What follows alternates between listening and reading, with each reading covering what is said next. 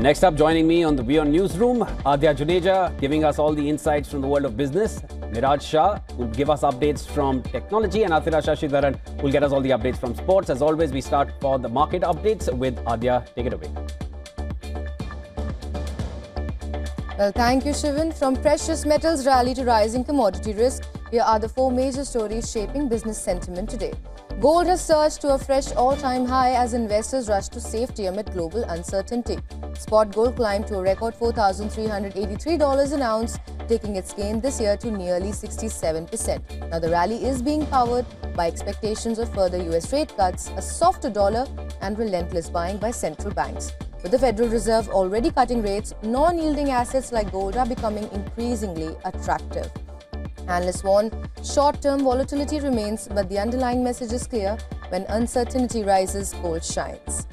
Meanwhile, President Donald Trump's escalating rhetoric against Venezuela is rattling the oil market. Tankers are diverting routes, others are sitting idle, and Venezuelan crude discounts are deepening.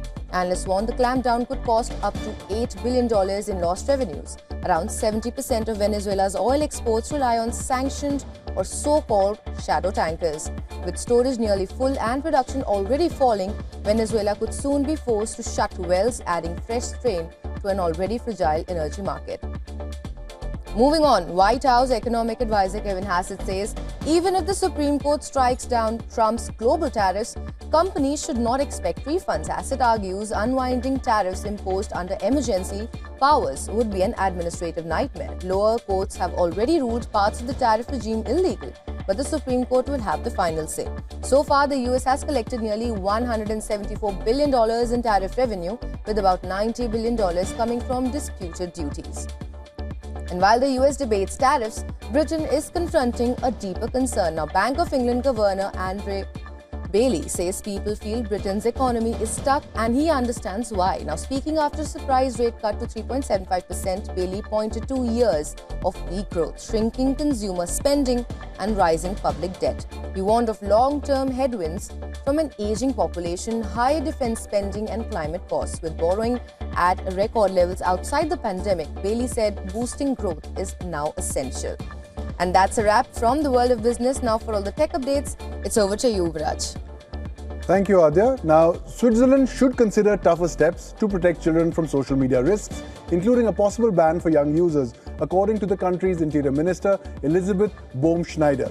Now, the minister said that Switzerland should consider taking measures similar to Australia's ban on social media for under-16s. These include limiting children's access to social media, curbing harmful content, and addressing algorithms that target younger users. Bohm-Schneider also said that social media platforms need to take responsibility for what children and teenagers consume online. Detailed discussions are expected to take place in early 2026. In other news, OpenAI CEO Sam Altman says the next big breakthrough in artificial intelligence will come from memory, not improved reasoning. Speaking on a podcast, Altman said that current AI systems are strong at reasoning tasks but lack long-term recall. He said that future AI could store and learn from a user's data across their lifetimes, enabling deeply personalized digital assistants. He indicated that OpenAI is working towards this goal with more advanced assistants possibly emerging by next year. Finally, in China's Hubei city in Anhui province, 3 AI-driven window cleaners have made the news. They've been deployed to scale the city's high-rise buildings. Powered by AI that maps their movement, the robots move autonomously along vertical surfaces of the structures. Developed by the Hubei Institute of Technology and the Chinese Academy of Sciences, the robots can clean up to 1,200 square meters daily. Equipped with high-definition cameras and AI recognition systems, the robots are capable of generating routes, retrieving and deploying tools without human intervention. And that's about all we have for you from tech. Now for sports, please take it away, Athira. Thank you so much, Miraj. Now let's look at the top sports stories we're tracking for you at this hour. Well, do you know how much Lionel Messi earned during his recent visit to India? As per reports, the Argentine star earned around 89 crore rupees, which is approximately $10 million. The Indian government reportedly received 11 crore rupees in taxes. That brings the total expenditure for the tour to 100 crore rupees.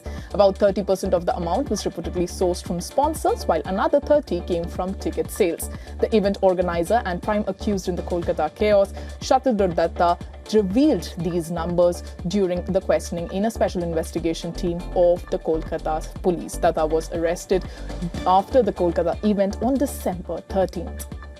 Well, now on to some on-field actions. Host Morocco got their Africa Cup of Nations bid off to a winning start. They defeated Comoros 2-0 in the tournament's opening game. El Kakabi stole the show with his spectacular bicycle kick in the 74th minute. With this win, Morocco have extended their record-breaking run of successive victories by national team to 19. In October, they went past the previous best of 15 set by Spain from 2008 to 2009.